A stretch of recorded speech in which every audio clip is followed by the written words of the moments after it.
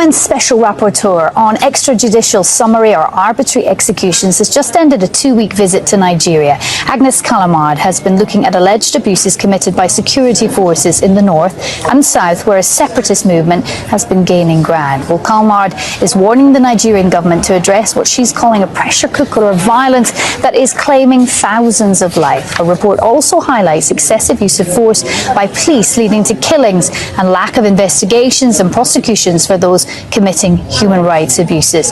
Well, Callamard says she found an absence of accountability and a lack of justice for victims. Well, Agnes Callamard joins us live now from Abuja. Agnes, thank you very much for joining us on the programme. That is a pretty long list there. Tell us more about what your visit to Nigeria has uncovered. I noticed the phrase in your press conference earlier, a pressure cooker of violence. So what did you find? Well, I could not really use any other words than pressure cooker. I have found localized and countrywide patterns of violence that are simmering.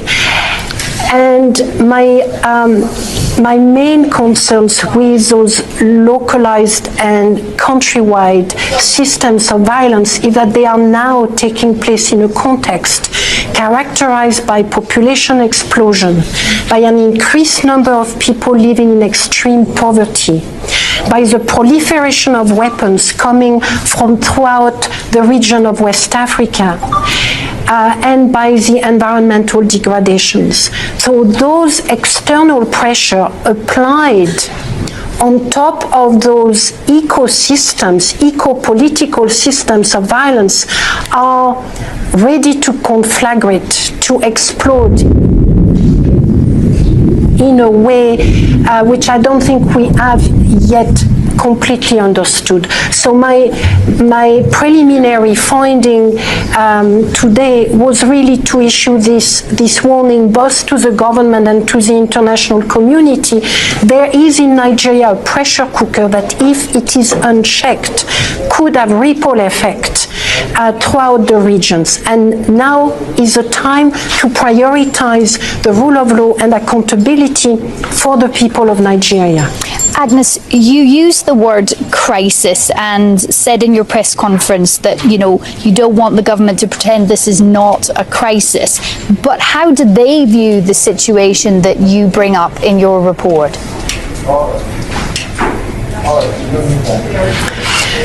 Well, you will have to ask them. I don't think I have made any sharp or stark revelations to the government. Whether or not authorities are willing to admit the extent of the problem is a different matter. But in all my meetings with officials, in the majority of my meetings with officials, there is an acknowledgement of the scale and the extent of the problems. That gives me some hope that the authorities, with the necessary leadership and political will be able to begin a roadmap towards addressing the lack of accountability, towards ensuring that killings, particularly by the police, but not only, that all the killings are investigated, that the systemic factors such as the lack of resources of the police, the lack of training, that all those resources issues are addressed. Let me remind you that Nigeria is a middle-income country. So I have approached the questions of arbitrary killings within that context, and what I have found is not in keeping with what I would expect from a middle-income country. So Agnes Callamard, is what you're saying that there are resources that can be put to work in solving some of these problems, but the right priorities are perhaps not being made? Yes, I believe that at the moment the rule of law and accountability have not been sufficiently prioritized. I can take for proof the fact that in 2006, one of my predecessors went on a mission, and when I compare what he has found with what I have found, there are so little differences between the two reports. It is shocking. They are 15 years apart. So now is the time to prioritize the rule of law and accountability. There is a securitization strategy to address many problems, but security without accountability is not a solution for the long term. I'm not even sure it's a solution for the short term. It's just a containment policy. A containment in 2019, when the country is confronting the global processes I have identified of population explosion, increased poverty, environmental degradation, that containment policy is not going to work. It's not going to work. So it is time, more than time, too much time has been wasted. It is time to prioritize the rule of law and accountability for the people of Nigeria, particularly for the 49 millions that are living in extreme poverty. Did you find that there was any positive change? Yes.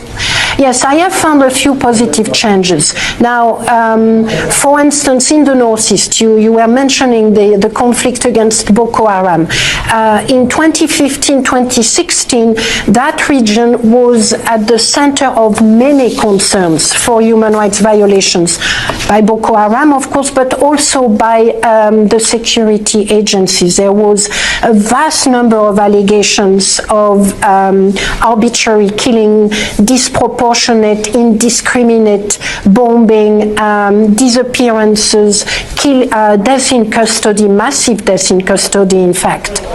Now, those problems have not been investigated, and there is still not any accountability for those past violations. But the progress resides in the fact that allegations over the last 2 years, 2018 and 2019, have decreased. So, for instance, allegations of arbitrary deprivation of life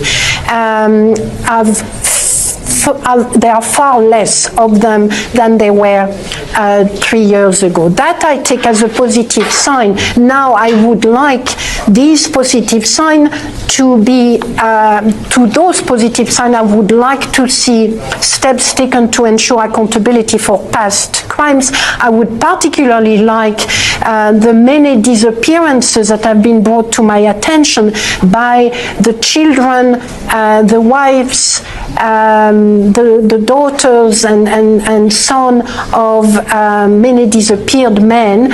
I would like for those disappearances to be addressed as a matter of urgency, because the torture it is creating for the people left behind cannot be underestimated. Agnes Kalama, they're joining us, UN Special Rapporteur. Thank you very much for joining us. This is satellite media. We are looking at a whole lot of things here. One has to do with shutting down Biafra office in Finland. The second one has to do with what I'm seeing here, that some people have gotten the mandate of over 50 million Biafrans to govern them. Of course, you understand that even the Samuel's lawyer has spoken recently about Samuel's captivity, and that Samuel is an innocent person. But let me just get your reaction, immediate reaction first. You see, Mr. Prademi Okokonde. You see, coming to the Biafran issue, or Samuel Ekpa issue, Nnamdi Kanu issue, it has entered the stage of Amakeme, Amakeku. Amakeme, Amakeku. Now, looking at the issue of things, we are almost getting to the cross line to win the prize. And because of what is happening, Samuel Ekpa absent, Nnamdi Kanu absent, and it seems that the cross line have shifted front. The line to cross for the prize have shifted front a bit again. And deep in Samuel Ekpa is out, everything will have been normalized. Things will be okay. And Ogenkere shutting down Biafran liaison office in Finland. This is show you that he is a man having the authority now in the absence of Simon Ekpa. Let us be sincere. Let us look what is on the ground. What is happening now to justify whom is whom. No, we are not looking at who is who here.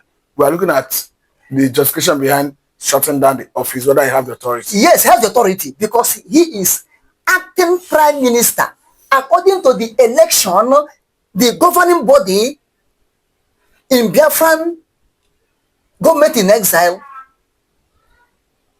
did, or the CRC, conflict reconciliation committee did, which they call the opposition party to come and follow to join the election. The opposition party said no, they're not coming. They refused to come. After the election, CRC still call opposition party, Ogenkere still call opposition party, come, let us sit down around table for reconciliation. Opposition party said no. And as far as the mantle, according to the election, have given to Ogenkere, Ogenkere have right to shut that liaison office. As of today, he has right until someone is out. Now, and if you look at it, that liaison office, there's no good information coming again. Since there was a division in that liaison office, the person that handled that liaison office is not working with Biafran government in exile. He want to, I think, he may be or trying to be in the camp of the opposition, and you cannot be in the camp of the opposition using my property against me. This is why Ogenkere shut it down. And as Ogenkere shut it down, nobody have ever opposed him or go to court to say and go and shut. Why did he shut it down? Because they knew that he has a right to shut it down. Okay, now let us look at Ogenkere accusing or rather alleging that Bianco Dugu played a pivotal role in Simon Ekpa's case. Yes. Yes. Not only Bianco Dugu, even the people are in the opposition now. Most of them play that vital role. So that what is happening now will be happening. And you know, Simon Ekpa said, after the declaration of Biafra, it doesn't end there. After the declaration of Biafra, you have to defend it. When you defend it, there's a stage you defend it rich before you have recognition of other countries. You cannot declare restoration of Biafra and start having recognition immediately. You have to prove that what you declare, you can be able to handle it. They want to prove that the foundation you lay, you are able to build that building. There's a place you build that building rich that they come and help you to finish it up. That's what that means. And it was men on the ground was on the side of Ogenkere to defend this restoration of Biafran declaration.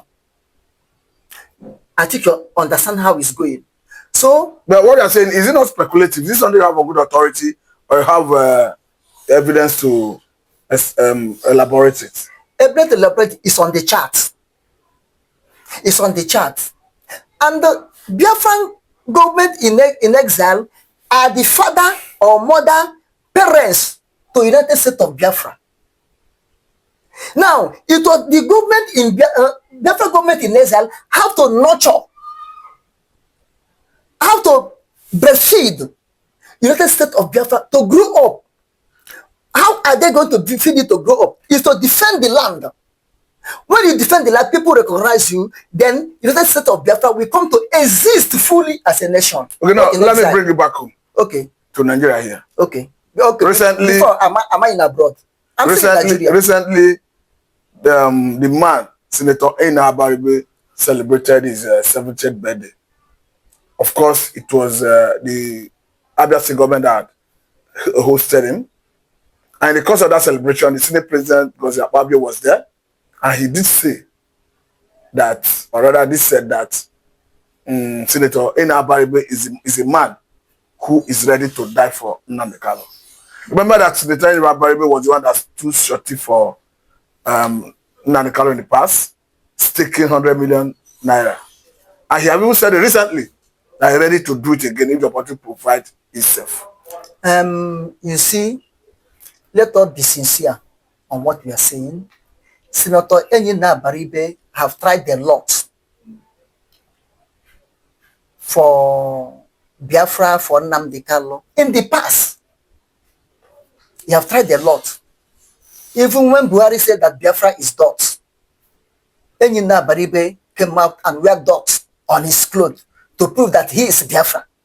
But along the line, things fall apart. Along the line, it looks or it seems or exactly Enyina Baribe is playing a hypocrite's role. Biafra in the day, Nigeria in the night. These are big allegations. Not big allegation. This is why Enyina Baribe fall apart with Biafran fans, with true Biafrans. Look, let me tell you, no politician in Biafra land you can trust in the case of Biafra liberation. Don't trust them. They can be good today, tomorrow they turn around. I'm telling you honestly. They can be good today, tomorrow they turn around. Therefore, no politician in Nigeria, Biafran politician, whether South-South, whether South-East, I trust. As far as Biafra causes, there. Okay, this Abaribe Enyina, I congratulate him for 70 years birthday. God will give him more days and more life to live. And I pray also that every spirit of hypocrisy in him, God should remove it away in the name of our Lord Jesus. But you are trying to blackmail him. I'm not blaspheming him. This is what I'm just analyzing. You don't have any evidence to prove what you are saying. I'm just okay. I don't have any evidence to prove what I'm saying. Then hold your peace. But no, according to what you said. Now, Enyina Baribe, if he love Nnamdi Kanu, love Biafra, why should he go to Finland to against someone Ekpa?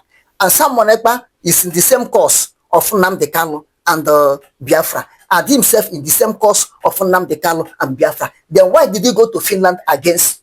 It was speculated. I did not follow him. I'm not in Finland. But it was. You are not sure. Excuse me. It was speculated. And as it was speculated, he have heard it. Why can't he come out and debunk it or defend himself? If you are saying it was speculated, it means you are not sure. Listen, it was speculated. And let me tell you, there be no any smoke without the fire. There be no any smoke without the fire. Meaning in every rumor there must be element of truth. There should be element of truth. But let us leave it at that because you are not sure. Now, Senator Abaribe, Senator Akpabio, coming to say he's a man who is willing to die for Nnamdi Kanu. If Senator Abaribe, Honorable Abaribe, is ready to die, and Senator Akpabio, Senate President, confirm it and love what Abaribe is doing, why can't Senate President took the same suit? If Senate President took the same suit, that they love Nnamdi Kanu to be out, Senate President could not have been working against someone. I'm not bringing you. I don't drag this. I'm not. Excuse me. If Akpabio know what that someone, Abaribe is doing is good for Nnamdi Kanu and the Biafra, and he supported it, why did he, Senate President, Honorable Akpabio, go against someone? I'm not discussing Akpabio. I'm only telling you. I'm only trying to bring out his recommendation about Senator Nnamdi. Yes. But let me even bring this angle. Remember that Nnamdi was the one that let his colleagues from the eastern part of the country to interface with federal government when they met with the Attorney General of the Federation over the same issue to have Nnamdi Kanu released through a political solution. Now, that's the political solution. What is it? That political solution. And the only political solution I, as an individual, understand is Nnamdi Kanu, drop Biafra, you get your freedom.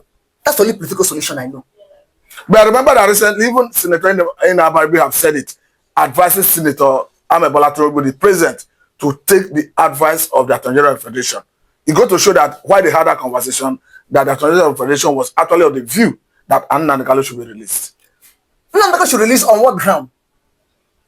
On what ground? Go home and shut up your mouth. Don't talk of Biafra again, or go home and have your Biafra. Go with your Biafra. On what ground? Release on what ground? Do you know? But have you not heard from even the same Senator Innamdi that he had met with Nnamdi Kanu? That Nnamdi Kanu have accepted to abide by whatever condition that will be reached to enhance his early release from custody. What condition? Whatever condition. Which means they will give Nnamdi Kanu. See what I'm saying? They will give Nnamdi Kanu condition to stop Biafra. That's the only condition. I'm telling you honestly. As 2017, when he was granted bail, you see the condition government give to him. You will not leave your father compound. You will not go outside. People will not come to visit you. If your family members, you cannot talk to them. Nnamdi Kanu abide. Still stay in the house. Federal government went to troop operation pattern that's to destroy him. The same condition. If I should bring this angle, because I want to see whether actually the position of Senator Innamdi was actually represented by what Nnamdi Kanu said. Because even recently, through his lawyer, Nnamdi Kanu have said that he's ready to remain in custody until there's an impartial judge to adjudicate his case with federal government. Yes. So which one do we take? Is it the one that came from Innamdi or the second one? No, we take the second one because impartial judge is still we give condition for that we not favor Nnamdi Kanu and Biafra. This one Nnamdi Kanu called impartial judge. They want the way Nnamdi Kanu we accept neither go to prison, finally go to prison, or drop Biafra, or go to exile. Don't talk of Biafra again. That's why it's impartial judge to deliver impartial judgment. So we'll go with the one that came from the lawyer. Yes. That's why Nnamdi Kanu reject all their condition. The only condition Nnamdi Kanu wants is coming out from DSS detention, Biafran flag, Biafra national anthem, and Biafra marching out. Exodus of Biafra from Nigeria. That's the only thing Nnamdi Kanu is looking for. Nothing more. So if this prosecution is to go on, perhaps there is no headway in terms of getting political solution. What are the possibility of ending this litigation anytime soon? Ending the litigation only based on Biafra exists. And Nnamdi Kanu will be, if they did not release Nnamdi Kanu, anytime Biafra exists, they release Nnamdi Kanu. But wait, before I let you go, let me bring this angle. Because the other time, the UN working group on arbitrary detention actually told the Nigerian government to release Nnamdi Kanu unconditionally. I tell that because a court of appeal in Nigeria before now have ruled that Nnamdi Kanu was extraordinary rendition from Kenya to Nigeria. As such, that he should be released unconditionally and they should end the prosecution. But Nigerian government seem not to be willing to pay that judgment. And currently, UN have not spoken further about that. Are you satisfied with the position of UN? I am not satisfied with the position of UN. I am not satisfied with the position of AU. I am not satisfied with the position of Commonwealth. What of UK? I am not satisfied with the position of ECOWAS. What of UK? Oh, United Kingdom. United Kingdom is father of all traitors.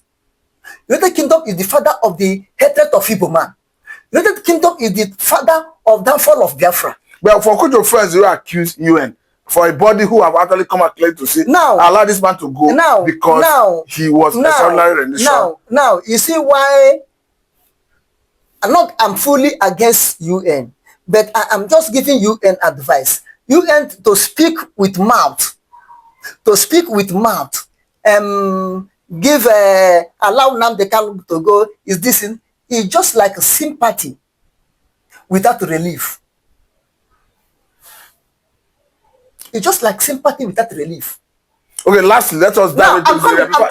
We are closing home. Let us dive into this area. Because currently we understand that Susan Vile, of course, who is the chief of staff to Trump, was at a point a lobbyist to Ekpa. Sorry, a lobbyist to Nnamdi Kanu. And currently he's a lobbyist to Nnamdi Kanu and Biafra. And currently he's the chief of staff to Donald Trump. And some people have argued that this is a plus to the struggle. Even the likes of Ogenkere have said that Trump is looking into Biafran issue. The other lady talking about Dr. Ngozi Rabozi has spoken in the same direction. Are we going to see a Trump intervening soon? You see, if you come to this present administration of Trump, Trump may intervene, but not too soon. How do you get this insinuation? Now, we say why did it because Trump have already have problem in America. The problem of Joe Biden laid down, the corruption Joe Biden laid down, the evil Joe Biden laid down, the killing of Christians Joe Biden laid down, the breaking of God's commandment Joe Biden laid down. How do you pass judgment quickly like this? I don't, it's what is there. No, Joe Biden have not been tried and convicted. No part of inquiry have indicted him. Nobody of inquiry. So how do you pass nobody judgment? of inquiry have indicted him, but his government is one that sponsor terrorists in the world. His government is the one. See the realm of allegation. The government is the one that use American taxpayer sponsoring unnecessary war in Europe, Ukraine and Russia. Do you know how many billions of naira, of dollars, trillions of dollars siphoned through American heads under Joe Biden? It's still under probe. You are quick to draw inference. Under probe. Okay. Under probe. This probe is what will make Donald Trump to draw him back or delay him a bit to lead to in the issue of Biafra, because this probe will continue. Let me ask you this before I let you go, Mr. Para, because we're costing him. How will you feel the day you hear Biafra sovereignty and the release of Nnamdi Kanu? The day I will hear it, it will be like the day Israel left Egypt. That day, it will be like the day Israel left Egypt. You know, there was a jubilation. When they crossed the Red Sea, they sing, "Who is like unto thee, O Lord? Who is like unto thee, O Lord? Among the gods, who is like unto thee? Glorious in holiness, fearful in praises, doing wonders, hallelujah." But the scenario you are painting, no, I allow you finish this because that is giving glory to the living God. Yes. The scenario you are painting is people who were led by God for God purpose. Oh, calm down, take it easy. Okay. But here we are talking about Biafra.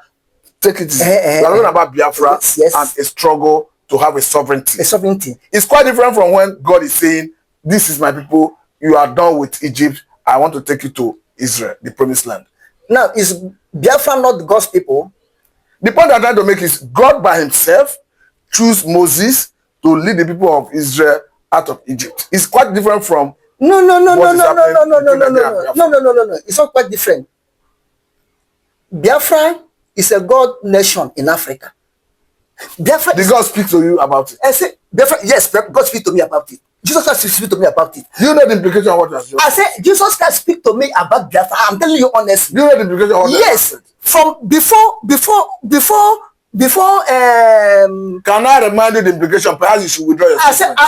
I said I know what I'm saying. But let me remind you the implication. Woe unto them that said, "Thus said the Lord," when the Lord did not toss. And I ask you again, Mr. Para, I'm very conscious of what I say. Because you just mentioned it. Woe to him that says, "Thus said the Lord." When the Lord did not say it. Calm down. God speaks by his spirit. Yes. And if you hear God, you know that it's God that said it. Yes. And if you are using your insinuation, your instinct, let us get it clear. No, I'm not using my instinct. Has God spoken to you that I am the one that is doing this? Or you are using your instinct?